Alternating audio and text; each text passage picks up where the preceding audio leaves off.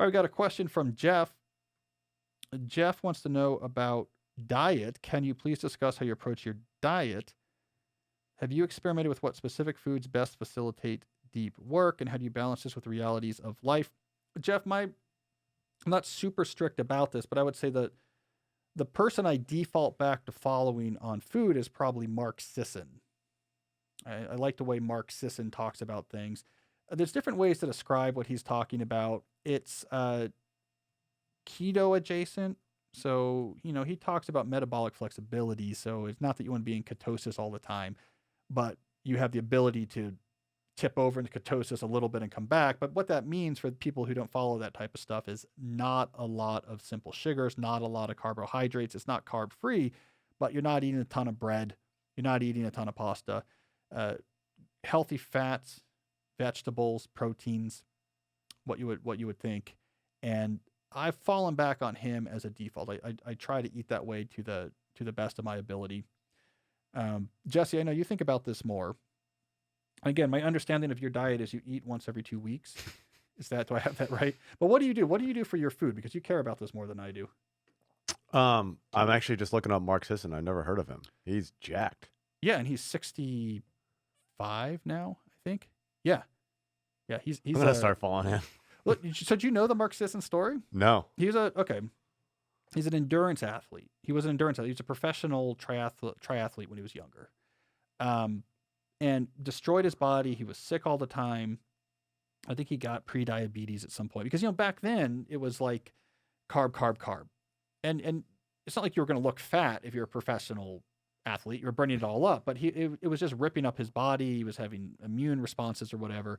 And so he shifted. He was one of the early sort of paleo primal type people. He's like, you know what? I'm just going to eat the junk that was around for hundreds of thousands of years. And he sort of switched over to no more grains, no more processed food. And he did that early on. And all of his issues went away. And his knee problems and his joint problems and his prediabetes.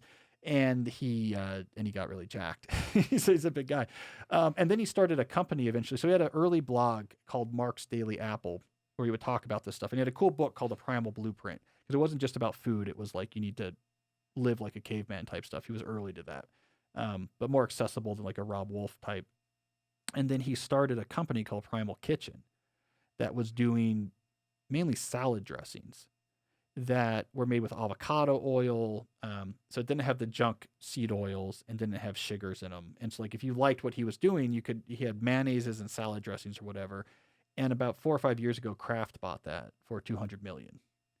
So then he pieced out of California and he lives down on Miami Beach now and is tanned and ripped and is doing well for himself. But anyways, I like him. He's accessible too. Like he doesn't get weirdly doctrinaire.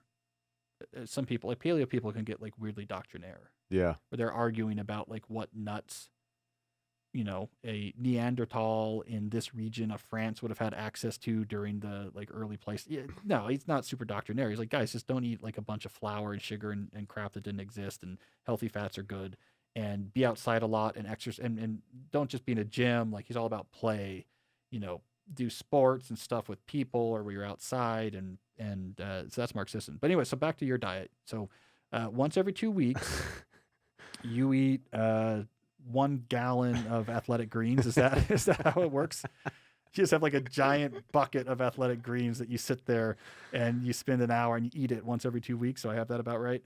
Yeah, more or less. Actually, a good resource is Tom Brady's TB12 book. They got a good chapter in there on food and I diet. looked at that book though. Like a lot of it's like, not that it's weird, but like a lot of it's about his calisthenics, flexibility. Yeah. It felt very specific to being like a 40-year-old quarterback. Yeah. Like aggressive work to make tendons more flexible. Yeah. There's a chapter though in there about nutrition and what he buys at the store, and there's some good stuff in there. Is that what you do? Yeah. I mean, it seems like Mark and Brady, they eat pretty much the same stuff. It's pretty simple. You just don't eat the sugar and other. So why is there this? I don't get this pushback on like the paleo world. There's like a huge pushback on it, and I think it's just personal, right? Like the people don't like the paleo people are kind of annoying, and so they're like, well, we're going to dunk on you and say there was like grains of certain types that people ate or this or that. And the whole thing to me seems pretty crazy because what could be more self-evident than at the very least, you can't possibly be doing harm by focusing mainly on foods that humans ate for a long time.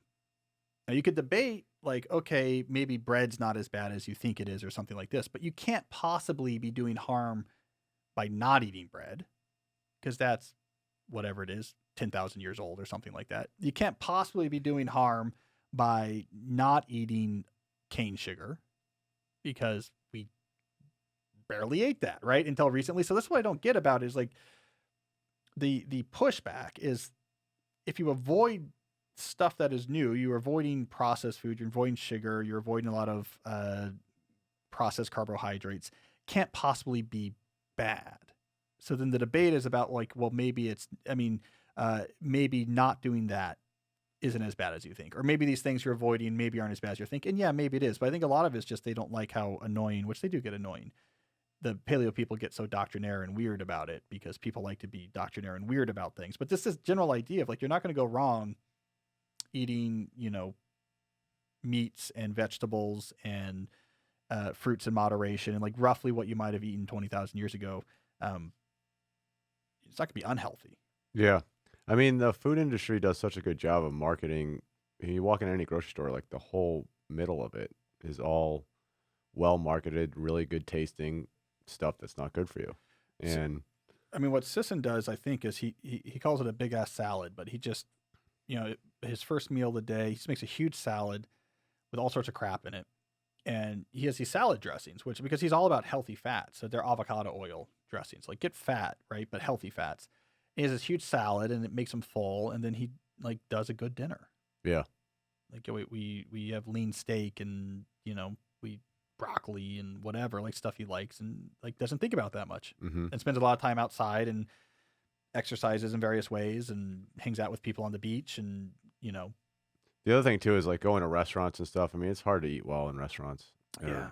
Any restaurant really. I mean, the food tastes really good and it's super salty, it's got a lot of butter. Sugar. Yeah, I hear you with that. All right, Jeff. So I don't know if that was helpful, but at the very least, look at pictures of how ripped the 65-year-old man is because it's almost disturbing. It's like a little bit disturbing because he's old, but he's my hero from a food perspective. And read The Primal Blueprint. It's a cool book.